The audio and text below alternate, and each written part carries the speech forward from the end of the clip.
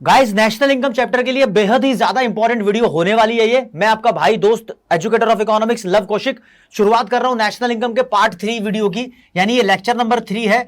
इससे पहले हम 2 वीडियोस बना चुके हैं। अगर आपने वो वीडियोस नहीं देखी हैं तो उसके बिना इस वीडियो में तो काम चल जाएगा, लेकिन ये वीडियोस अगर नहीं देखोगे तो आगे आने वाले नेशनल इनकम के numericals, income method, expenditure method और वैल्यू एडेड मेथड वाले न्यूमेरिकल्स करने में आपको परेशानियां जरूर आएंगी। यानी ये वीडियो नेशनल इनकम के चैप्टर का एक बेस है। बेस करोगे तो 100% चैप्टर क्लियर हो जाएगा, बेस नहीं करोगे तो चैप्टर 100% क्लियर नहीं होगा। तो यहां पर इतने सारे कॉन्सेप्ट्स आपको कराने वाला हूं, जो भी लिखे हैं आप स्क्रीनशॉट ले सकते हो। और यहां पर मजे वाली बात है कि हम नेशनल इनकम के साथ उसके जुड़े हुए कॉन्सेप्ट्स करेंगे, रिलेटेड एग्रीगेट्स, मतलब रिलेटेड कॉन्सेप्ट्स करेंगे, जिनके नाम यहां पर लिखे हैं, जीडीपी, जीएनपी, एनडीपी, एनएनपी, बहुत सारे नाम है। एक एक करके आपको बताता हूं कि इस वीडियो के अंदर हम कवर क्या करने वाले हैं। हम दोस्तों NFIA, NIT, depreciation, domestic boundary या नॉर्मल रेजिडेंट्स जैसे कॉन्सेप्ट्स प्लस ये पूरा अभी पढ़ के नहीं बता रहा हूं, जब वीडियो चलेगी तो आपको धीरे धीरे पता लग जाएगा कि हम कवर क्या क्या करने वाले हैं।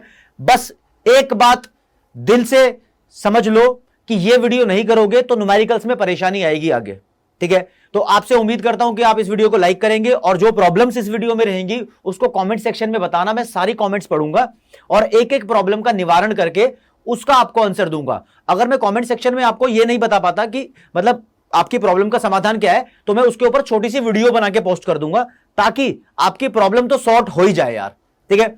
और इस चैनल को सब्सक्राइब कर दो, अगर अभी तक नहीं किया तो अपने फ्रेंड्स वगैरह को शेयर कर दो, मुझे बहुत अच्छा लगेगा, तहे दिल से आपका शुक्रिया करूंगा, ठीक है दोस्तों। तो हम शुरू करते हैं अपने कॉन्सेप्ट से। एक छोटी सी लाइन मैंने हिंदी में लिख दी है और उसका मतलब आपसे एक्सपेक्ट करता हूं कि क्या लिखा है। यह लिखा है, जो इनकम हमारे देश में अर्न की गई है, मतलब हमारे देश की बाउंड्री के अंदर जो भी पैसा कमाया गया है उस पैसे को क्या बोलते हैं। मैं एग्जांपल के तौर पे बता रहा हूं, मान लो ये हमारा प्यारा भारत है, मतलब ड्राइंग इतनी अच्छी नहीं है तो इस तरीके से बना दिया है, बुरा मत मानना प्लीज, हाथ जोड़ के रिक्वेस्ट है। इसके अंदर सिर्फ 2 ही लोग रहते हैं, एक का नाम एक्स है, दूसरे का नाम वाई है। एक्स 10 रुपए कमाता है, वाई भी 10 रुपए कमाता है। तो इस देश के अंदर सिर्फ 2 लोग हैं और इस देश के अंदर टोटल कमाया गया पैसा 20 रुपए है। तो दोस्तों इस 20 रुपए को बोलते हैं, ये हमारे देश की डोमेस्टिक इनकम है। बस यहां से क्लियर हुआ कि जो भी पैसा एक देश के अंदर कमाया जाता है उसको टोटल कर दो, वो डोमेस्टिक इनकम होता है। ये फ्री के पैसे, ट्रांसफर इनकम नहीं होते, ये सारे फैक्टर इनकम होते हैं। और आगे आने वाले टाइम में इस डोमेस्टिक इनकम को कोड वर्ड में एनडीपी और नीचे ऐसे एफसी लिखेंगे। तो क्यों लिखेंगे ये रिवील करूंगा आगे ही, ठीक है। पहले आपको हिंट दे दिया है कि क्या कराने वाला हूं।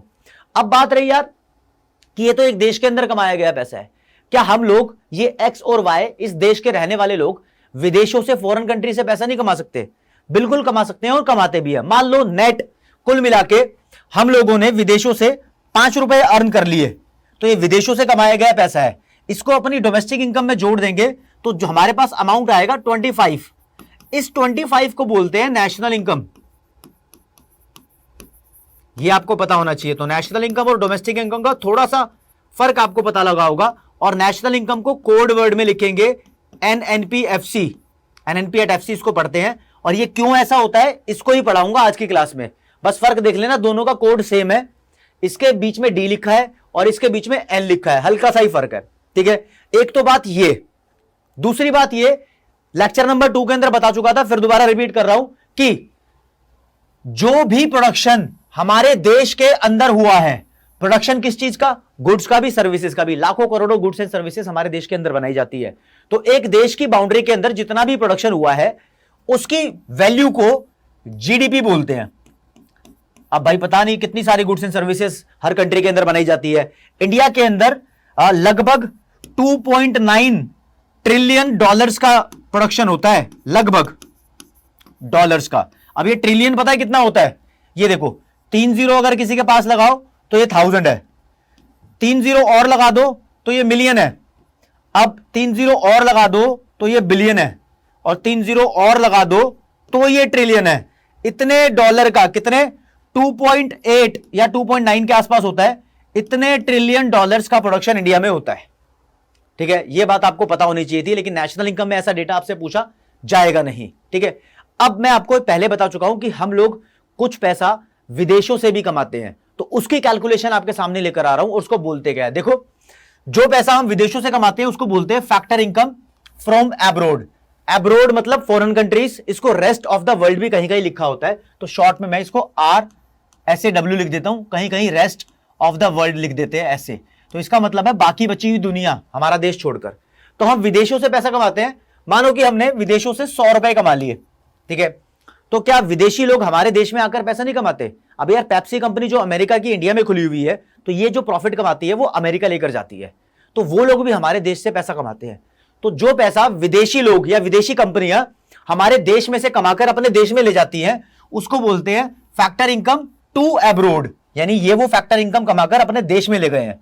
मान लो उन्होंने हमारे देश में से 80 रुपीज कमाए हैं, तो नेट हमें कितने का फायदा होगा, ये मेरे बिना लिखे आप लोग समझ गए होंगे। हमने उनसे 100 रुपए कमाए, उन्होंने हमसे 80 रुपए कमाए, तो नेट हमें जो भी फायदा हुआ है वो 20 रुपए है। इस फायदे को बोलते हैं net factor income from abroad, यानी नेट यहां पर लगा दिया है, ये इन दोनों का अंतर है, डिफरेंस है। और दोस्तों इन शॉर्ट इस फैक्टर इनकम फ्रॉम अब्रोड को आप FIFA लिखना, पढ़ेंगे कैसे, फैक्टर इनकम फ्रॉम अब्रोड। और फैक्टर इनकम टू अब्रोड को आप लिख सकते हो FITA, और बन गया ये फीफा वर्ल्ड कप और ये फीटा। फीटा तो कोई वर्ल्ड कप नहीं होता, ठीक है। तो फीफा में से फीटा को माइनस कर दो, you will get this net amount जो हमने विदेशों से कमाया है। और इसको शॉर्ट में लिखते हैं NFIA, और किसी किसी स्कूल में इसको लिखवाते हैं नफीफा, NFIFA। मतलब ये लिखना इतना अच्छा नहीं लग रहा मुझे, तो नेट फैक्टर इनकम इसको गायब करके अब्रोड NFIA चलेगा। तो NFIA का यहां पर फॉर्मूला बना कि ये होता है factor income from abroad minus factor income to abroad. ये आइडेंटिटी नंबर 1 है जो आपको ध्यान रखनी है। गोल्डन रूल बनेंगे नेशनल इनकम के, उनमें से एक ये है पहला। तो देखो, अगर विदेशों ने हमारी कंट्री से 80 रुपए कमाए थे और हमने विदेशों से 100 रुपए कमाए थे, तो नेट हमने 20 रुपए अर्न कर लिए। ऐसा भी हो सकता था कि हम उनके देशों से 80 रुपए कमाए और वो हमारे देश से 100 रुपए कमाए, तो ऐसे में NFIA की वैल्यू 80 माइनस 100 माइनस 20 आती। तो ये आपको मैं बताना चाहता हूं, ये कैलकुलेशन दिखाकर कि NFIA की वैल्यू पॉजिटिव भी आ सकती है और नेगेटिव भी आ सकती है, डिपेंड करता है कि फीफा और फीटा में से कौन ज्यादा है। ऐसा भी हो सकता था कि हमने उनसे 100 रुपए कमाए और उन्होंने भी हमसे 100 रुपए कमाए, तो ऐसे में NFIA की वैल्यू 0 आ जाती। तो इसके थ्रू मैं आपको यह बताना चाहता हूं, अगर फीफा और फीटा एक दूसरे के बराबर होंगे तो NFIA की वैल्यू 0 आ जाएगी। दोस्तों इस कैलकुलेशन का बहुत महत्व है, इसको आगे बताऊंगा कितनी इंपॉर्टेंस है। इसका स्क्रीनशॉट आप ले लो, मैं जरूर कुछ भी कराने के बाद सामने से हटता रहूंगा। स्क्रीनशॉट जरूर ले लो, पुराने का बताना भूल गया था, इसका भी ले लो, इसका भी ले लो स्क्रीनशॉट, ठीक है। और जो मैंने यहां पर 5 रुपए लिखे थे ये NFIA थे, net factor income from abroad. अगर डोमेस्टिक इनकम में NFIA जोड़ दो तो हमें नेशनल इनकम मिलती है, ठीक है। अब बता रहा हूं आगे, ठीक है। यहां पर मैंने एक लाइन लिखी है net factor income to abroad, ये इस वाली लाइन से हल्की सी अलग है, यहां पर फ्रॉम है और यहां पर टू है। तो दोस्तों जब भी ये पेपर में लाइन लिखी आएगी तो इसका पूरा मतलब ही अलग है। मतलब अलग कैसे है, आपने क्या करना है, अगर मानो इसका अमाउंट 100 लिखा है तो हमें इसको NFIA नहीं समझना है, NFIA की वैल्यू माइनस 100 हो जाएगी। अगर ये लिखा है माइनस 100 तो NFIA की वैल्यू 100 हो जाएगी। आपने क्या करना है, ये समझना है जब ये 2 लिखा है ना, तो इसका मतलब ये वो अमाउंट है जो नेट उन्होंने अर्न किया है, तो इसका निशान बदल बदल के हमें NFIA लाना होगा। तो जो भी निशान लिखा होगा, इसका प्लस लिखा है तो आप माइनस कर देना, माइनस लिखा है तो आप प्लस कर देना। तो NFIA की वैल्यू से हमको काम करने पड़ने वाला है, क्योंकि डोमेस्टिक इनकम में NFIA जोड़ देंगे तो नेशनल इनकम मिल जाती है हमें, ठीक है। ये कॉन्सेप्ट नंबर 1 क्लियर किया मैंने आपको, ठीक है। अब आते हैं दूसरे कॉन्सेप्ट पे, ये है डेप्रिसिएशन, अकाउंट्स में बोलते हैं। इकोनॉमिक्स में इसका नाम ये लिखा मिलेगा आपको, कंजम्पशन ऑफ फिक्स्ड कैपिटल, यही लिखा मिलेगा मोर देन 90% केसेस में, इसको ध्यान रखना है। अच्छा इतना लंबा नाम बने, रटना नहीं है, मतलब तुम्हें न्यूमेरिकल क्वेश्चंस आएंगे, उसमें लिखा हुआ होगा, आपको पहचानना होगा, बस इतना सा काम है, ठीक है। इसका एक और नाम करंट रिप्लेसमेंट कॉस्ट, CBSE के एक क्वेश्चन के अंदर इसका नाम इस्तेमाल किया हुआ था ये, इसलिए यहां पर बताया हुआ है। ज्यादातर पेपर में ऐसा नाम इस्तेमाल किया नहीं जाता, लेकिन फिर भी आपको ध्यान रखना है क्योंकि CBSE में पूछ रखा है। इसको replacement cost of fixed capital भी बोलते हैं, चौथा नाम भी है। ये होता क्या है यार, ये देख लो जरा, मैं आपको एक एग्जांपल के थ्रू बताना चाहूंगा। मान लो मैंने एक 10,000 रुपए का मोबाइल फोन परचेज किया और उसको खूब इस्तेमाल किया और 1 साल बाद उसको मार्केट में बेचने गया, तो मार्केट वाले ने उसकी वैल्यू लगाई कि अब आपका फोन ये 4,000 रुपए का बिकेगा। तो मेरे को क्या लगा यार, इसकी 6,000 रुपए वैल्यू कम हो गई। तो जो उसकी 6,000 रुपए वैल्यू कम हुई है वो टूट फूट के कारण हो सकती है या उसके इस्तेमाल करने के रीजन की वजह से हो सकती है। तो रीजन कुछ भी हो, जो इसकी वैल्यू कम हुई है उसको बोलते हैं डेप्रिसिएशन। वैसे due to wear and tear obsolescence होती है इसकी, मतलब इस्तेमाल करने की हम बात करते हैं। तो मान लो 6,000 रुपए इसकी वैल्यू कम हो गई, तो मार्केट में अब ये 4,000 का बिक रहा है। तो दोस्तों उस मोबाइल फोन की नेट वैल्यू 4,000 है और जो टोटल वैल्यू होती है वो 10,000 थी। टोटल को इकोनॉमिक्स में ग्रोस बोला जाता है। तो ग्रोस वैल्यू 10,000, उसमें से डेप्रिसिएशन माइनस कर दोगे। अब मैं तो बार बार ऐसे लिखूंगा डेप्रिसिएशन को डेप, लेकिन पेपर में आएगा वो कंजम्पशन ऑफ फिक्स कैपिटल। अपनी सुविधा अनुसार इस बात को समझ लेना, ठीक है। तो वो नेट में कन्वर्ट हो जाएगा। तो यहां से ये पता लगता है कि नेट वैल्यू हमेशा छोटी होती है और ग्रोस वैल्यू हमेशा बड़ी होती है, but exceptions are always there. वो लैंड बिल्डिंग के चक्कर में कुछ और हो सकता है, क्योंकि जमीनों के रेट बढ़ते रहते हैं। मान लो मैंने 10,000 की जमीन खरीदी तो एक साल बाद वो 10,000 की नहीं 40,000 की हो सकती है। लेकिन मैं नॉर्मल मशीनरी वगैरह की बात कर रहा हूं, फिक्स्ड एसेट्स की बात कर रहा हूं। उसके अंदर क्या होता है, जितने की मशीन हम खरीदते हैं एक साल बाद उसकी वैल्यू कम हो जाती है। It is because of depreciation. तो डेप्रिसिएशन वर्ड आपको ध्यान में रखना है। ऐसा कैसे, मैं हिंट दूंगा आपको कि क्या बताना वाला हूं, क्लियर करूंगा इसको बाद में। जैसे मान लो हमारे देश में जीडीपी, ग्रॉस डोमेस्टिक प्रोडक्ट 100 रुपए का है, ठीक है। ये डोमेस्टिक प्रोडक्ट की ग्रॉस वैल्यू है, यानी टोटल वैल्यू है। अगर इसमें से मैं डेप्रिसिएशन को माइनस कर दूं, अब भाई एक देश के अंदर जितना भी सामान बनाया जाता है वो उसकी वैल्यू भी तो कम हो जाती है, टूट फूट के कारण हो सकती है, इस्तेमाल करने के कारण हो सकती है। मान लो 5 रुपए का डेप्रिसिएशन लग गया, तो ये जो 95 वैल्यू आई है ये डोमेस्टिक प्रोडक्ट की नेट वैल्यू है। पहले वो ग्रोस वैल्यू 100 थी, तो यहां पर क्या लिखूंगा, ग्रोस की जगह मेरा वर्ड नेट हो जाएगा, net value of domestic product, ये एनडीपी आ जाएगा। तो ये अलग चीज है, नहीं भी समझ आया तो छोड़ दो, कोई बात नहीं, इस चीज को ही क्लियर करूंगा बाद में। या तो हिंट देने की कोशिश कर रहा था कि कराऊंगा क्या, आप इसका स्क्रीनशॉट ले लो, ठीक है। अब एक और चीज आपको यहां पर बता दूं कि टैक्स का छोटा मोटा सिस्टम आपको पढ़ना है। वैसे टैक्स का सिस्टम पूरी डिटेल में आपको गवर्नमेंट बजट वाले चैप्टर में करा दिया, उसकी वीडियो भी पहले बना दी है, ठीक है। लेकिन यहां पर देख लो, बेसिकली टैक्स वो अमाउंट है जो हम लोग या कंपनी वगैरह सरकार को देती है, ठीक है। ये टैक्स सरकार हमारे ऊपर भी लगाती है और जो फैक्ट्री के अंदर गुड्स एंड सर्विसेज का मतलब मैन्युफैक्चरिंग हो रही है उसके ऊपर भी लगाती है, ठीक है।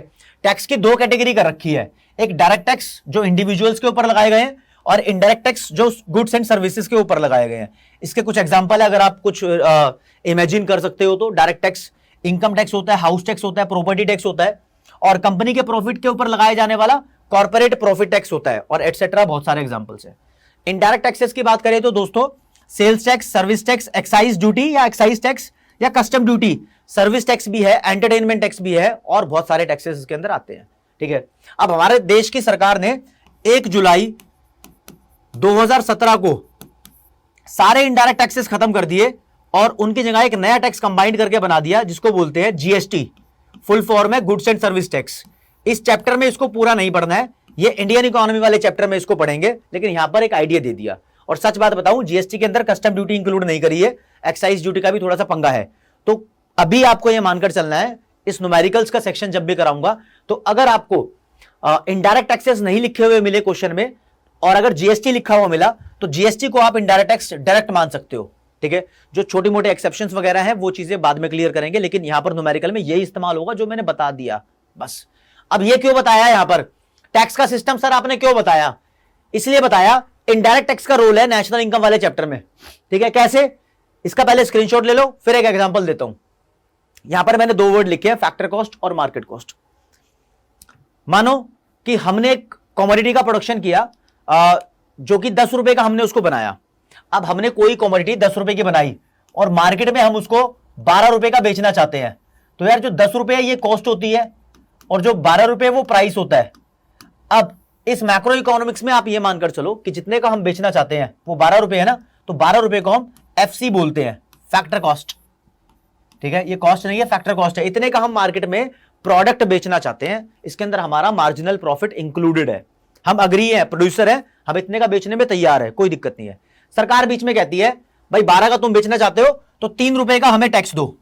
अब सरकार ने इसके ऊपर 3 रुपए का टैक्स लगा दिया, तो मार्केट में हम 15 का बेचेंगे क्योंकि जो सरकार टैक्स लगाती है आगे प्रोड्यूसर्स और कंपनी उसको उतना ही अमाउंट ऐड करके ट्रांसफर कर देते हैं।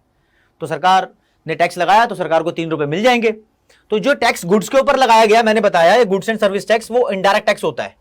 ठीक है, तो दोस्तों हम अपनी फैक्टर कॉस्ट में अगर सरकार इनडायरेक्ट टैक्स लगा रही है, आईटी शॉर्ट में बोल दिया मैंने, तो उतने ही रुपए ऐड कर देते हैं।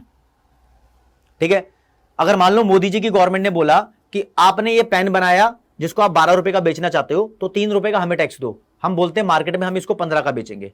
केजरीवाल की सरकार आती है, कहते हैं नहीं, पेन के ऊपर हम 1 रुपए की छूट दे रहे हैं, सब्सिडीज दे रहे हैं, यानी जो जो कंपनी पेन बना रही है उनको हर पेन के ऊपर 1 रुपया हम दे रहे हैं, सरकार दे रही है।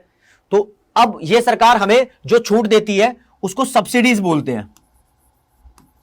सब्सिडीज यहां आ जाएगा, आ गया, सब्सिडीज आ गया। ठीक है ना, तो हम वो अमाउंट इसमें से लेस भी कर देते हैं, यानी कंपनी वगैरह कहती है मेरे को तो 12 रुपए में प्रॉफिट मिल रहा है, सरकार टैक्स लगाएगी, कस्टमर से लेंगे, सरकार छूट देगी, कस्टमर को दे देंगे। तो अगर इसने मान लो छूट दे दी 1 रुपए की, तो हम बोलते पहले 15 का बिक रहा था टैक्स जोड़ के, अब सब्सिडीज माइनस करके 14 रुपए का बिकेगा।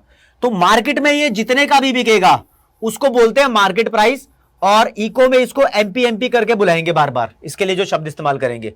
ठीक है दोस्तों, तो ये एमपी कैसे आता है, फैक्टर कॉस्ट के अंदर आईटी जोड़ दो और सब्सिडीज माइनस कर दो। और कुल मिला के आपको एक बात बताऊं, आईटी और सब्सिडीज का जो डिफरेंस है, ये इस डिफरेंस को हम नेट इनडायरेक्ट टैक्स बोल देते हैं, जो वर्ड यूज करने वाले हैं, नेट इनडायरेक्ट टैक्स, और छोटे में लिखेंगे एनआईटी। और आपसे बोले कि एनआईटी का फॉर्मूला क्या होता है, तो एनआईटी का फॉर्मूला होता है इनडायरेक्ट टैक्सेस माइनस सब्सिडीज। और अभी आपको लेटेस्ट मिल सकता है कि इनडायरेक्ट टैक्स ना देखने को मिले, जीएसटी देखने को मिल जाए, तो जीएसटी में से माइनस कर देना सब्सिडीज। अगर एग्जाम में इन दोनों में से किसी का अमाउंट ना गिवन हो तो उसको 0 मान लेना। मान लो अगर ये 10 है और ये गिवन ही नहीं है तो 0 मान लेना, एनआईटी की वैल्यू 10 आ जाएगी। और अगर मान लो ये गिवन नहीं है, ये 5 गिवन है, तो इसको 0 मान लेना, तो एनआईटी की वैल्यू 0 - 5 आ जाएगी। एनआईटी आपको कैलकुलेट करना होगा जी। ठीक है, ये इंपॉर्टेंट कैलकुलेशन आपको सिखानी थी, आप इसका भी स्क्रीनशॉट ले लो। अगर आपको लग रहा है कि लव सर जो समझा रहे हैं आपको सही से समझ में आ रहा है, तो कमेंट सेक्शन में बताओ कि क्या कमियां रह गई या क्या इंप्रूवमेंट की जरूरत है, या परफेक्ट है वीडियो, ताकि मैं आपके अकॉर्डिंग हर चीज को मॉडिफाई कर सकूं। ठीक है, तो न्यूमेरिकल का भी आपको आइडिया हो रहा है यहां पर, और किस तरीके का न्यूमेरिकल आएगा वो मैं आपको बताऊंगा। देखो, अब सबसे इंपॉर्टेंट चीज यहां पर होने वाली है। यहां पर क्या लिखने वाला हूं मैं, अभी आपको मैंने कराया ऐसे ग्रॉस डोमेस्टिक प्रोडक्ट, और यहां पर लिखूंगा छोटा सा एफसी। ठीक है जी, एफसी छोटा सा लिखना था तो छोटा सा लिखेंगे, फैक्टर कॉस्ट लिखा है यहां पर मैंने। अब मेन कंटेंट शुरू हो रहा है। आपको अगर पिछला समझ में आया तो ठीक है, नहीं आया तो ठीक है, यहां से समझ में आ जाएगा। नेशनल इनकम से जुड़े हुए जितने भी कॉन्सेप्ट्स हैं वो सब इस वर्ड से बनते हैं। आपको जितने भी वर्ड लिखे होंगे उसमें पहला वर्ड जी लिखा है तो हम उसको ग्रॉस पढ़ेंगे, यहां लिख दिया जी लिखा है तो ग्रॉस पढ़ेंगे। लेकिन दोस्तों अगर पहला वर्ड जी नहीं लिखा तो हद से हद उसकी जगह पर एन वर्ड यूज हो सकता है, एन लेटर मतलब यूज हो सकता है, और जब एन लेटर लिखा है तो उसको नेट पढ़ेंगे, इस बात को समझना। ठीक है, अगर दूसरे नंबर पे डी लिखा है तो इसको हम डोमेस्टिक पढ़ेंगे, और अगर आपको कहीं पर भी दूसरे नंबर पे डी लिखा हुआ नहीं मिला तो उसकी जगह हद से हद एन लिखा मिल सकता है, उसके अलावा कुछ और नहीं लिखा होगा। अगर एन लिखा हुआ है तो हम इसको नेशनल पढ़ेंगे। ठीक है, और थर्ड नंबर पे हमेशा पी लिखा होगा, पी का मतलब प्रोडक्ट होता है, प्रोडक्ट। ठीक है, यानी गुड्स भी है सर्विस भी है, इसको हमेशा यही पढ़ा जाएगा। और ये जो लास्ट में लिखा है एफ सी फैक्टर कॉस्ट, ये अगर फैक्टर कॉस्ट लिखा है तो फैक्टर कॉस्ट ही पढ़ेंगे, लिख देता हूं ऊपर, एफ सी को फैक्टर कॉस्ट पढ़ते हैं। लास्ट में अगर ये नहीं लिखा मिला एफ सी तो उसकी जगह क्या लिखा हो सकता है, उसकी जगह लिखा हो सकता है एमपी। और फ्रेंड्स अगर एमपी लिखा होगा तो उसको हम मार्केट प्राइस पढ़ेंगे। यानी आपको अभी वो डिफरेंट टेक्निकल और कोड वर्ड वाली लैंग्वेज पढ़नी सिखा रहा हूं, ये गोल्डन रूल का चीज है, यहां पर ये बात ध्यान रखना। ठीक है, जैसे कि मैं क्या बोलना चाह रहा हूं, मैं बोलना चाह रहा हूं ये लिखा है एक लेटर एन, एन पी, और इधर लिखा है एमपी। तो मैंने बोला शुरू में अगर जी लिखा है तो ग्रॉस पढ़ेंगे, जी की जगह एन लिखा है तो नेट पढ़ेंगे, ये हो गया नेट। बीच में एन लिखा होगा तो उसको नेशनल पढ़ेंगे, फिर पी का मतलब प्रोडक्ट होता है, और लास्ट में एमपी लिखा होगा तो उसको मार्केट प्राइस पढ़ेंगे। तो इसको कैसे पढ़ेंगे? Net national product at market price, at बोलते हैं, एट लिखना है तो लिख दो वरना मत लिखो, काम चल जाएगा। ठीक है, अगर ये लिखा है मान लो GNPFC लिखा है, तो पहले अगर जी लिखा है तो उसको ग्रॉस पढ़ेंगे, ग्रॉस, बीच में एन है तो फिर नेशनल, और फिर पी है तो प्रोडक्ट, लास्ट में एफसी है तो फैक्टर कॉस्ट, तो इसको पढ़ेंगे gross national product eight factor cost. ऐसे जितनी भी चीजें, जितने भी ऐसे वर्ड बनेंगे उन सबको पढ़ने का तरीका बताया है मैंने आपको भी। ठीक है, एक एक चीज यहां से क्लियर मैं मानता हूं कि आपको हो रही है। अब इन सब में थोड़े से अंतर बताता हूं। मैंने आपको पहले बताया, पेन का कलर चेंज करेंगे, कि ग्रोस और नेट में बड़ी वैल्यू होती है ग्रोस, यानी 10,000 रुपए का मोबाइल फोन लिया था, वो मोबाइल फोन मार्केट में 4,000 का बिक रहा था इस्तेमाल करने के बाद, तो 4,000 रुपए नेट वैल्यू है और 10,000 रुपए ग्रोस वैल्यू है। तो बड़ी वैल्यू ग्रोस है, छोटी वैल्यू नेट है। अगर ग्रोस में से डेप्रिसिएशन माइनस कर देंगे तो हम नेट वैल्यू तक पहुंच सकते हैं। तो ग्रोस में से नेट पे पहुंचना हो तो मैं यहां पर डेप्रिसिएशन की वैल्यू माइनस कर दूंगा, जो कि मैंने ऐसे लिखा है। आप यहां पर कंजम्पशन ऑफ फिक्स्ड कैपिटल समझोगे, इसका दूसरा नाम बार बार वही लिखा मिलेगा। ठीक है जी। फिर डोमेस्टिक और नेशनल, डोमेस्टिक इनकम में अगर NFIA विदेशों से कमाए गए पैसा जोड़ देते हैं तो नेशनल इनकम मिलती है। तो डोमेस्टिक से नेशनल पे अगर जाना हो तो हम NFIA जोड़ देते हैं। ये क्या करा रहा हूं अभी इसको बताता हूं, इतनी बात को ध्यान में रखो जो बता रहा हूं। ये तो ऐसा ही लिखा हुआ मिलेगा आपको हमेशा। अगर फैक्टर कॉस्ट से मार्केट प्राइस पर जाना हो तो देखो पीछे हम NIT की वैल्यू को जोड़ देते हैं। ये NIT की वैल्यू को जोड़ दिया था उसमें। ठीक है, तो प्लस कर देंगे NIT। ठीक है जी। ये 3 नेशनल इनकम के गोल्डन रूल है, इसका स्क्रीनशॉट ले लो। अब इनको क्लियर कर रहा हूं मैं कि क्या कहना चाहता हूं आप लोगों से। ठीक है, आप लोगों से यह कहना चाहता हूं मैं कि देखो, अगर GDP MP ऐसे लिखा हुआ है, ठीक है, तो अगर बीच में D है, ये डोमेस्टिक पढ़ा जाएगा, और मैं कहता हूं इसके अंदर आप NFIA की वैल्यू जोड़ दो, तो ये NFIA की वैल्यू जोड़ने के बाद ये D नहीं रहेगा, ये नेशनल बन जाएगा, डोमेस्टिक नहीं रहेगा। देखो यही लिखा था पीछे, बीच वाले D को में अगर NFIA जोड़ दी तो ये वर्ड ही नेशनल बन जाएगा। तो इसको क्या लिखेंगे दोबारा, इसको अब कन्वर्ट कर, मान लो इसकी वैल्यू 100 रुपए थी, इसकी वैल्यू 5 रुपए है, तो जोड़ के जो 105 रुपए आए हैं इसको क्या पढ़ेंगे, इसको पढ़ेंगे GN और बाकी सब सेम, GN, P का P और MP का MP। समझे? तो अगर मानो ये 100 रुपए थे, इसमें से माइनस कर दी NIT की वैल्यू 2 रुपए, मान लो 2 रुपए है। ठीक है, तो अब NIT का चक्कर किससे होता है? NIT का चक्कर लास्ट वाले वर्ड से होता है, लास्ट वाले लेटर से। तो FC MP में चला जाता है और MP FC में चला जाता है। ठीक है, तो MP में से NIT माइनस कर दिए गए हैं, तो ये MP वर्ड अपने आप में FC बन जाएगा। तो दोस्तों यहां पर लिखा जाएगा GDP FC। समझे? अगर मान लो यही वैल्यू 100 रुपए की है, इसमें से डेप्रिसिएशन को माइनस कर देते हैं, तो मानो डेप्रिसिएशन 4 रुपए है, तो 96 अमाउंट जो हमारे पास आएगा इसको पढ़ेंगे हम। डेप्रिसिएशन तो फर्स्ट वाले लेटर के लिए होता है, तो ये ग्रॉस नेट बन जाएगा। तो बस जो G था ये N बन जाएगा, बाकी सब सेम NDPFC। समझ रहे हो? ये चेंजिंग मैं आपको सिखा रहा हूं। ठीक है, और जो इस्तेमाल होगी इनकम मेथड में, वो इनकम मेथड में ये इस्तेमाल होगा कि अगर आप नेट वाली वैल्यू में डेप्रिसिएशन प्लस कर दो तो वो ग्रॉस वाली वैल्यू बन जाती है, और वाइस वर्सा भी पॉसिबल है, ग्रॉस वाली वैल्यू में से डेप्रिसिएशन माइनस कर दो तो वो नेट वाली वैल्यू भी बन जाती है। पहला गोल्डन रूल नेशनल इनकम के न्यूमेरिकल का। दूसरा गोल्डन रूल नेशनल इनकम के न्यूमेरिकल का यह है कि अगर आप डोमेस्टिक वाली वैल्यू में, यानी डोमेस्टिक वर्ड में NFIA ऐड कर दो तो वो अपने आप में नेशनल बन जाता है। इसका वाइस वर्सा भी पॉसिबल है, अगर नेशनल वाली वैल्यू में से NFIA माइनस कर दो तो वो डोमेस्टिक बन जाता है। ठीक है, थर्ड वाला, अगर फैक्टर कॉस्ट में नेट इनडायरेक्ट टैक्सेस ऐड कर दो तो वो मार्केट प्राइस बन जाता है। इसका वाइस वर्सा भी पॉसिबल है, अगर मार्केट प्राइस में से NIT माइनस कर दो तो वो फैक्टर कॉस्ट भी बन जाता है। तुम कह रहे हो सर बड़ा झमेला है, इसका स्क्रीनशॉट जरूर ले लो, यही चीज यहां थी, यही चीज यहां थी, ये तीनों चीजें एक है, बस समझाए गए हैं। ठीक है, अब क्वेश्चन कैसा आएगा, तुमने क्या करना है, क्या कहानी है, न्यूमेरिकल किस हिसाब से आएगा वो बता रहा हूं। फिर उसके बाद डोमेस्टिक बाउंड्री और नॉर्मल रेजिडेंट्स का कॉन्सेप्ट भी बताना है। ठीक है, क्वेश्चन देखो यहां से आएगा, ऐसे आएगा। आपको क्वेश्चन के अंदर बोला गया होगा कैलकुलेट करो जीडीपी एमपी की वैल्यू, ये निकालो।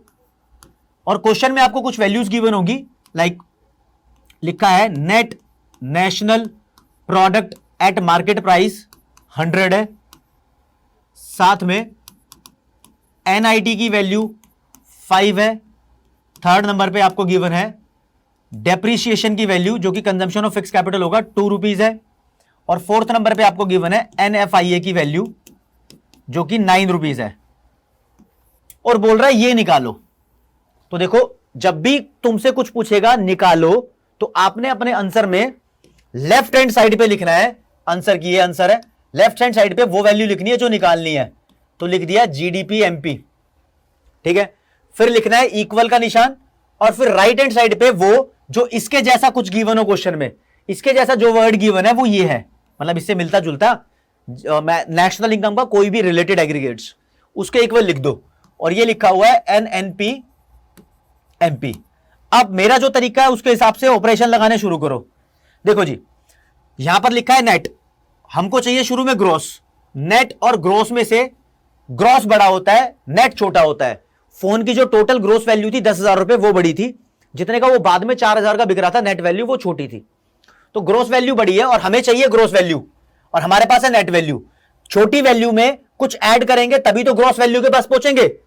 और ऐड क्या करना चाहिए ऐसे में, पहले वर्ड के लिए जो डील होती है वो डेप्रीशिएशन की होती है, तो डेप्रीशिएशन की वैल्यू ऐड कर देंगे तो ये वाला वर्ड तो हमारा क्रैक हो जाएगा। हमने क्या करना है, इक्वेशन मैच करनी है, एक एक लेटर को सेम करना है, ठीक है। ये वाला तो हो गया। दूसरे पे बीच में अगर एन लिखा हो तो उसको नेशनल पढ़ते हैं, और यहां लिखा है डोमेस्टिक। नेशनल बड़ा होता है, डोमेस्टिक छोटा होता है, ये मानकर चल लो, नेशनल इनकम और डोमेस्टिक इनकम के हिसाब से, ठीक है। तब न्यूमेरिकल में थोड़ी क्लैरिटी आएगी। तो मानो ये बड़ी वैल्यू है, ये छोटी वैल्यू है, तो दोनों को इक्वल करना है, चेंजेस सारे इस तरफ लाने हैं। तो नेशनल में से कुछ माइनस करेंगे तब डोमेस्टिक के बराबर पहुंचेंगे। और नेशनल और डोमेस्टिक में जो रिश्ता होता है वो एनएफआईए का होता है, यहां दिखा देता हूं, ये होता है। डोमेस्टिक में एनएफआईए प्लस करेंगे नेशनल में पहुंचेंगे, नेशनल में से वापस एनएफआईए माइनस करो तो डोमेस्टिक में पहुंचेंगे। तो यहां पर क्या इस्तेमाल करेंगे, यहां पर बोलेंगे जी कि एनएफआईए को माइनस कर दो, क्योंकि हमें यहां पहुंचना है, ठीक है। फिर पी और पी सेम लिखा है, फिर एमपी और एमपी सेम लिखा है। अगर एमपी एमपी सेम ना लिखे होते तो एनआईटी का कुछ रोल होता, ठीक है। तो अब यहां पर हमने क्या करना है, आंसर निकालना है अपना। एनएनपी एमपी की वैल्यू जो गिवन थी 100 रुपए लिख दी, प्लस करनी है डेप्रीशिएशन की वैल्यू, डेप्रीशिएशन की वैल्यू 2 रुपए गिवन है, माइनस करनी है एनएफआईए की वैल्यू, तो वो 9 रुपए गिवन है, माइनस 9 रुपए। तो जो भी आंसर आएगा ये 93 आ जाएगा। तो 93 हमारा आंसर आ जाएगा दोस्तों। करोड़ में लिखा हो तो करोड़ में लिखना, ऐसा क्वेश्चन पेपर में आने के चांसेस है। और अगर आपको बताता हूं यहां पर एनएफआईए की वैल्यू नहीं लिखी होती तो आप इस वैल्यू को ऐसे भी लिखा हो सकता था, फीफा अलग से और फीटा अलग से, तो उनको माइनस करके निकाल लेते, ठीक है। और अगर net factor income from abroad ना लिखा होता, net factor income to abroad लिखा होता, तो उसका निशान बदल के आप एनएफआईए निकाल लेते। मान लो टू अब्रोड की वैल्यू -9 होती तो फ्रॉम अब्रोड की वैल्यू +9 आ जाती। तो वो मैंने आपको क्रिस्टल क्लियर करके पहले बताया था। तो ऐसे न्यूमेरिकल्स एग्जाम में आने के चांसेस हैं। ये कन्वर्जन आपको आना चाहिए। ये कन्वर्जन जब इनकम मेथड शुरू कराऊंगा तब भी इसकी जीस्ट दे दूंगा, मतलब छोटा मोटा चक्कर आपको बता दूंगा कि कैसे उसको कवर अप करना है आपने। लेकिन एक बार इस वीडियो से देखना जरूरी था। मैंने हालांकि बुक से यहां पर क्वेश्चन उठाकर स्क्रीनशॉट यहां पर नहीं लिए हैं, लेकिन एक आइडिया दे दिया है। बस बुक के अंदर क्या होना है, हद से ये डिजिट चेंज होनी है, बाकी सब सेम रहना है। एक क्वेश्चन और देखते हैं, आपको क्वेश्चन खुद बना रहा हूं, इससे ही आपको मजा आने वाला है, इससे ही फायदा होगा।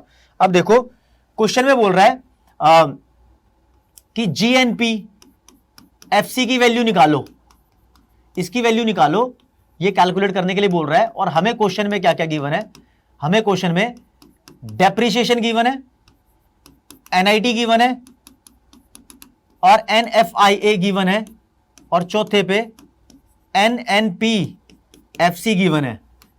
तो इनकी वैल्यू, इन सब की वैल्यू 111 और इसकी वैल्यू 100 है। चलो जी, कैलकुलेशन का सब्जेक्ट मैटर नहीं है, यहां पे कॉन्सेप्ट सिखा रहा हूं, तो कैलकुलेशन के लिए अमाउंट इजी ले रहा हूं, ठीक है। क्योंकि तुम्हें कैलकुलेशन तो ऑलरेडी आती होगी यार, प्लस माइनस में कौन गलती करता है, खासतौर पे 12th का बच्चा। आंसर लिखेंगे, जो निकालना है जीएनपीएफसी निकालना है, ये लिख दिया लेफ्ट हैंड साइड पे। अब जो हमारे पास उसके जैसा मिलता जुलता है वो ये है, वो लिख दिया राइट हैंड साइड पे, ठीक है जी। अब क्या है, ऑपरेशन लगाने शुरू कर दो। ऑपरेशन कैसे लगेंगे देख लो। ये ग्रॉस है, ये नेट है। शुरू में नेट छोटा होता है, ग्रॉस बड़ा होता है। इसमें कुछ ऐड करेंगे तो वो ग्रॉस के इक्वल पहुंचेगा, और ऐड करते हैं डेप्रिसिएशन। फिर बीच में नेशनल है, यहां पर भी नेशनल है, तो नेशनल नेशनल सेम है, तो यहां पर एनएफआईए का रोल नहीं है। ठीक है, मतलब एनएफआईए भूल जाओ, तब करते जब अलग अलग होते। फिर ये पी तो हमेशा सेम रहता है, नीचे भी एफसी सेम है, तो कुछ करना ही नहीं। एनएनपीएफसी की वैल्यू 100 थी, डेप्रिसिएशन की वैल्यू 1 थी, ऐड कर दिया 101, हमारा आंसर आ गया। अब देखो, जरूरी नहीं है तुम्हें शॉर्टकट ही लिखा हुआ मिलेगा वहां पर पेपर में, इसकी फुल फॉर्म लिखी हुई मिल सकती थी, net national product eight factor cost. इस तरीके से भी लिखा हुआ मिल सकता था, इस बात को ध्यान रखना। ठीक है, तो तरीके कुछ भी हो सकते हैं। तो इस तरीके से यार, मतलब वो कन्वर्ट करने के लिए आपको बोलेगा, किसी भी कंपोनेंट को कन्वर्ट करने के लिए बोलेगा। ठीक है, तो अब मैं आपको बताना चाहता हूं नया कॉन्सेप्ट, जिसका मैंने आपको वादा किया हुआ था। इस कॉन्सेप्ट को बोलते हैं normal resident of a country. Normal resident सुन लो। वैसे रेजिडेंट वर्ड और एक वर्ड होता है सिटीजन, दोनों अलग है। ठीक है, सिटीजन का मतलब एक देश का वो बंदा जिसके पास कोई लीगल प्रूफ हो वहां पर रहने का। लीगल प्रूफ का मतलब जैसे कि वहां वो पैदा हुआ हो तो बर्थ सर्टिफिकेट हो, वहां का कोई आइडेंटिटी कार्ड हो, जैसे इंडिया में पहचान पत्र, वोटर आईडी कार्ड बोलते हैं, आधार कार्ड हो। ठीक है, ऐसा कोई लीगल सबूत हो किसी पे रहने का, तो वो सिटीजन है। रेजिडेंट हम किसी भी कंट्री के हो सकते हैं, हम उस कंट्री के रेजिडेंट होते हैं जिस कंट्री के लिए हमारा सेंटर ऑफ इकोनॉमिक इंटरेस्ट लाई करता है, यानी जिस कंट्री के भले के, इकोनॉमिक भले के लिए हम कंट्रीब्यूट करते हैं। इकोनॉमिक मतलब मॉनेटरी बेनिफिट्स के लिए। जिस कंट्री की नेशनल इनकम में हम कंट्रीब्यूट करते हैं, जीडीपी में हम कंट्रीब्यूट करते हैं, उस देश के हम नॉर्मल रेजिडेंट होते हैं। ठीक है, तो किसी भी इंडिविजुअल का मतलब कोई इंसान भी हो सकता है, कोई कंपनी भी हो सकती है। ठीक है, तो वैसे आपको बताऊं, state bank of India India का रेजिडेंट है, लेकिन पेप्सी कंपनी है वो अमेरिका की रेजिडेंट है। स्टैंडर्ड चार्टर्ड बैंक है वो फॉरेन बैंक है, दूसरी कंट्री का जहां से आया है वहां की रेजिडेंट है। ठीक है, रिलायंस इंडिया की रेजिडेंट है, टाटा इंडिया की रेजिडेंट है। ठीक है, और मैं लव कौशिक इंडिया का रेजिडेंट हूं। तो कैसे पता लगता है कि हम उस कंट्री के रेजिडेंट है? नाम से तो तुम्हें पता लग रहा होगा। वैसे एक और तरीका है जो इकोनॉमिक्स में बताया गया है, जिस कंट्री के लिए हमारा सेंटर ऑफ इकोनॉमिक इंटरेस्ट लाई करता है, उस कंट्री के हम रेजिडेंट होते हैं। अब ये लैंग्वेज क्या लिखी है मैंने यार, देखो, जिस देश के अंदर हम खर्चा करते हैं उस देश के हम रेजिडेंट होते हैं। अब अपनी बात को थोड़ा घुमा रहा हूं, देखो खर्चे की बात क्या हो गई। कुछ लोग बॉर्डर क्रॉस करके डेली इंडिया में आते हैं, तो उनको बोलते हैं workers from across borders. Nepal और इंडिया के बॉर्डर में कुछ खास ऐसी पाबंदी नहीं है, तो नेपाल के कुछ लोग डेली इंडिया में आके इंडिया की फैक्ट्री के अंदर काम करते हैं और पैसा कमा के नेपाल में चले जाते हैं। तो वो इंडिया के रेजिडेंट नहीं है, वो नेपाल के रेजिडेंट है। क्यों? क्योंकि उनका इकोनॉमिक इंटरेस्ट नेपाल के लिए है। क्यों? क्योंकि वो नेपाल में खर्चा कर रहे हैं। जिस देश में हम खर्चा करते हैं उस देश के लोगों का सामान बिकता है और उस देश के लोगों को प्रॉफिट होता है, तो उस देश की इनकम बढ़ती है। तो जिस देश में हम खर्चा कर रहे हैं उस देश के लिए हमारा इकोनॉमिक इंटरेस्ट है।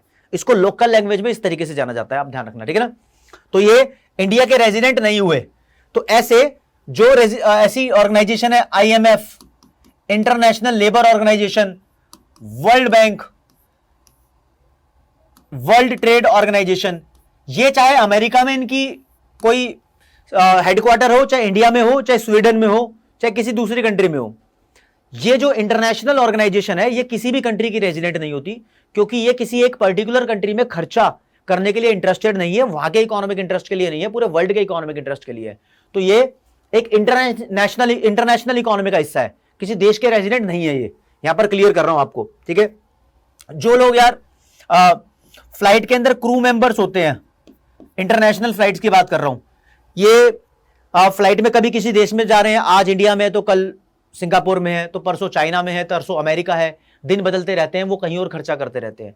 तो ये किसी भी कंट्री के रेजिडेंट नहीं होते, क्रू मेंबर्स भी। इस बात को भी क्लियर करना चाहिए आपको। तो एक बंदा मान लो अमेरिका से डॉक्टर आया इंडिया के अंदर, उसने किसी पेशेंट का ऑपरेशन किया और 50,000 रुपए कमा के ले गया। 50,000 तो कम बोल दिया, 50 लाख रुपए कमा के ले गया। तो वो 50 लाख रुपए कमा के अपनी कंट्री में ले गया, तो वो डॉक्टर जो आया था स्पेशल पर्पस से, वो इंडिया का रेजिडेंट नहीं है। ऐसे ही फॉरेन विजिटर्स आते हैं इंडिया में घूमने के लिए, टूर एंड ट्रैवलिंग के लिए, वो इंडिया के रेजिडेंट नहीं होते, वो उसी देश के रेजिडेंट है जहां से वो आए हैं, क्योंकि आफ्टर ऑल उनका इकोनॉमिक इंटरेस्ट उसी कंट्री के लिए है, शॉर्ट टर्म के लिए यहां पर सामान खरीद रहे होंगे, टूर एंड ट्रेवलिंग बस की प्लेन की टिकट के फीस दे रहे होंगे, लेकिन वो उसी कंट्री के रेजिडेंट है जहां से वो आए हैं। तो ये आपको बताना चाहता था मैं। पानी पी लूं थोड़ा सा, समय भी हो गया क्लास लेते लेते।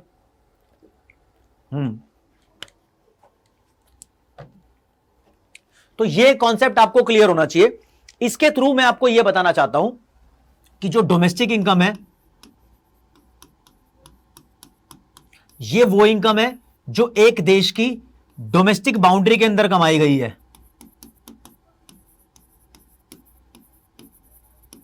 चाहे वो किसी ने भी कमाई हो, चाहे वो बाहर का बंदा हो। मान लो इंडिया की टाटा और बाहर की पेप्सी, यही दो कंपनी है इंडिया में, 5 रुपए इसने कमाए, 1 रुपया इसने कमाया, तो इंडिया के अंदर 6 रुपए कमाए गए हैं, ये डोमेस्टिक इनकम है, समझे।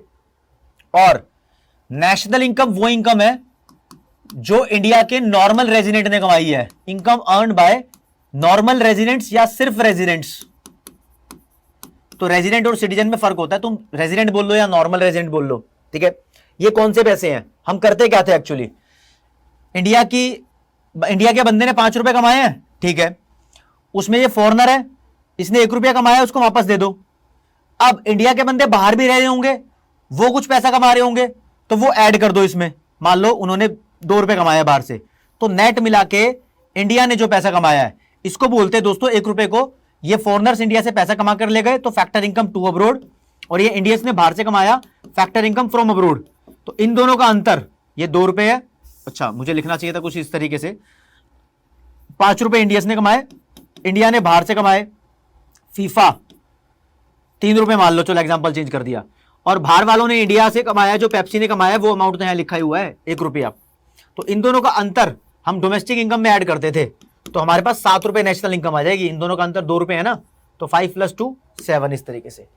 तो इसको भी बार बार क्लियर करता रहूंगा, अगर समझ नहीं आया तो कोई बात नहीं, इसको थ्योरी में क्लियर कर देगा, अलग टॉपिक और कॉन्टेक्स्ट आएगा। इसमें मैंने वैसे मेंशन भी नहीं किया था कि डोमेस्टिक इनकम और नेशनल इनकम के बीच का डिफरेंस इतना डीप जाके क्लियर करूंगा। इसके लिए थ्योरेटिकल वीडियो पूरी बनेगी। इतना जान लो, इंडिया के अंदर जिसने भी पैसा कमाया उसको टोटल कर दो, वो डोमेस्टिक इनकम है। और जो पैसा इंडियंस ने कमाया है, इंडियंस रेजिडेंट ने कमाया है, चाहे इंडिया में चाहे बाहर में, वो सारा टोटल कर दो तो वो नेशनल इनकम है। That's it. तो दोस्तों नॉर्मल रेजिडेंट के बारे में बताना चाहता था।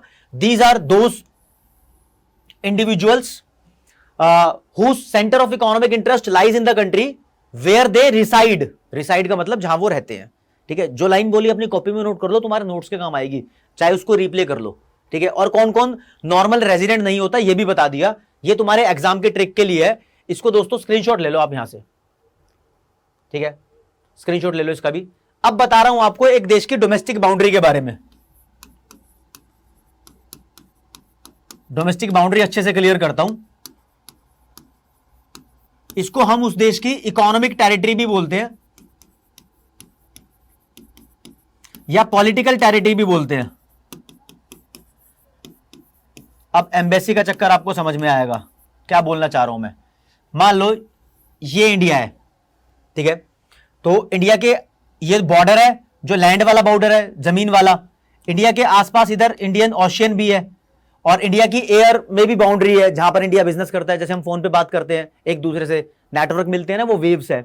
या कोई पाकिस्तान का जहाज इंडिया में एंटर करता है तो इंडिया को पता लग जाता है ना, इंडिया ने एयर में बाउंड्री बनाई हुई है, तो एयर स्पेस भी है इंडिया के पास।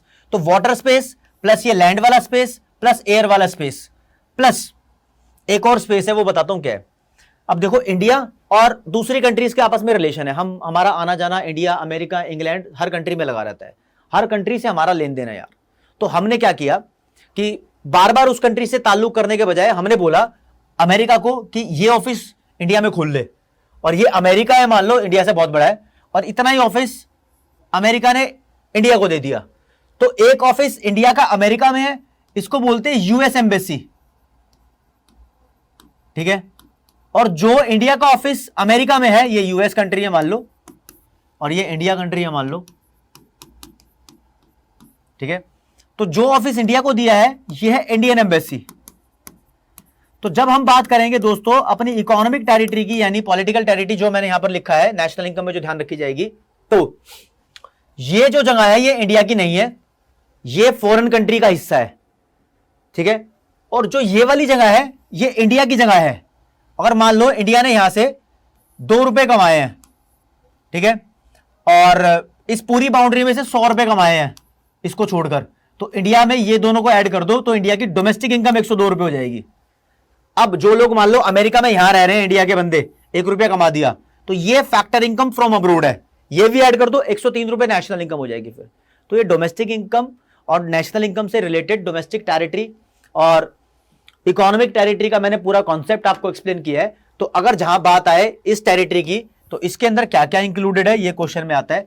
एक तो ज्योग्राफिकल बाउंड्री इंक्लूडेड है एक देश की, ज्योग्राफिकल का मतलब लैंड वाली टेरिटरी, फिर एक एयर टेरिटरी होती है, फिर वाटर टेरिटरी होती है, फिर एम्बेसी वाला हिस्सा होता है।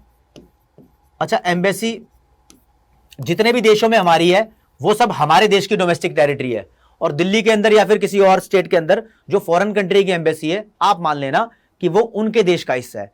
अब मैंने अक्षय कुमार की एक मूवी देखी थी एयरलिफ्ट, तो जिस वो अरेबियन कंट्री के अंदर अटैक होता है ना, मतलब जहां पर वो वॉर चल रहा होता है, वहां के बंदे इंडियन एम्बेसी की तरफ अप्रोच करते हैं, वहां पहुंचने की कोशिश करते हैं। और कोई भी कंट्री कहीं पर भी अटैक कर रही हो, वो एम्बेसी पे अटैक नहीं करती। अगर मान लो इंडियन एम्बेसी पे अटैक कर देते वो लोग, तो हम सोचते कि इंडिया पे अटैक किया है, क्योंकि हमारी वो जो एम्बेसी है हमारी डोमेस्टिक टेरिटरी का पार्ट है। तो इतना ध्यान रख सकते हो आप, ये चीज बहुत ज्यादा इंपॉर्टेंट है। और एम्बेसी से रिलेटेड एक बात बताऊं, वैसे इंडिया के अंदर ज्यादातर एम्बेसीज दिल्ली के एरिया में है। अब एम्बेसी में क्या काम होता है, अगर मुझे अमेरिका जाना है तो पहले मुझे अमेरिकन एम्बेसी जाना होगा, तो अमेरिकन एम्बेसी में जाके वहां से अप्रूवल लेते हैं, वीजा बोलते हैं उसको, तो वीजा वगैरह हमें एम्बेसी से मिलते हैं। या फिर कोई डिस्प्यूट हो जाए उस कंट्री से, तो एम्बेसी में जाकर उस मैटर को सॉर्ट या सॉल्व किया जाता है, ठीक है। तो एम्बेसी इस तरीके से बहुत ज्यादा इंपॉर्टेंट है। तो और एम्बेसी के अंदर मतलब कुछ काम भी होते हैं। वो एम्बेसी मान लो नई दिल्ली के अंदर यूएस की एम्बेसी है, अब उसके अंदर जो काम होगा, लाइक एसी लगवाना है, इलेक्ट्रीशियन है, वाटर का कुछ काम है, वो लोग तो इंडियंस ही करेंगे। तो हम जो उस एम्बेसी से पैसा कमा रहे हैं ना, वो फैक्टर इनकम फ्रॉम अमेरिका कमा रहे हैं, फ्रॉम अब्रोड कमा रहे हैं। उस बात को ध्यान रखना, क्योंकि वो बाहर की कंट्री हो गई है। अब ये थोड़ी है कि उनको एसी लगवाना होगा तो अमेरिका से बंदा बुलाएंगे कि एसी लगवा दो यार, पानी का नलका खराब हो गया तो अमेरिका से बुलाएंगे बार बार, वो इंडिया से ही ले लेते हैं, समझे। और एम्बेसी के जो दूसरे ऑफिसेस अलग अलग स्टेट्स में है, मतलब अब ये थोड़ी है कि तमिलनाडु के बंदे को अगर पासपोर्ट बनवाना होगा, मतलब वीजा चाहिए अमेरिका में जाने का, वो दिल्ली में आएगा। अब वैसा ही एक एम्बेसी की ब्रांच किसी दूसरी स्टेट में भी खुली होती है, उस ब्रांच को बोलते हैं कॉन्सुलेट्स, कॉन्सुलेट। तो अमेरिकन कॉन्सुलेट और एम्बेसी अलग अलग है, मतलब उसकी ब्रांच होती है कॉन्सुलेट्स, हर कंट्री के साथ ऐसा होता है। तो दोस्तों इस वीडियो के अंदर मैंने आपको ये लगभग बहुत सारे फॉर्मूलाज कराए हैं, अगर एक बार में समझ आ गए तो ठीक है, नहीं तो दूसरी बार इसको जरूर देखना। नहीं भी देखोगे तो मैं ट्राई करूंगा, अब नेशनल इनकम में इनकम मेथड की वीडियो अगली वीडियो होगी, वहां पर न्यूमेरिकल्स आपको सिखाऊंगा, तो उधर भी क्लियर कर दूंगा ये बातों को, 5 मिनट के अंदर क्लियर कर दूंगा, ताकि आपको रिवाइज भी हो जाए। तो प्लीज इस वीडियो को लाइक करें, शेयर करें, चैनल को सब्सक्राइब नहीं किया हो तो कर दो, और बेल आइकन को जरूर प्रेस कर दो, क्योंकि आने वाली कोई भी इंपॉर्टेंट नोटिफिकेशन आपसे मिस ना हो जाए। जय हिंद, जय भारत दोस्तों, अलविदा लेते हैं, इस वीडियो में अगली में मिलेंगे, नमस्ते।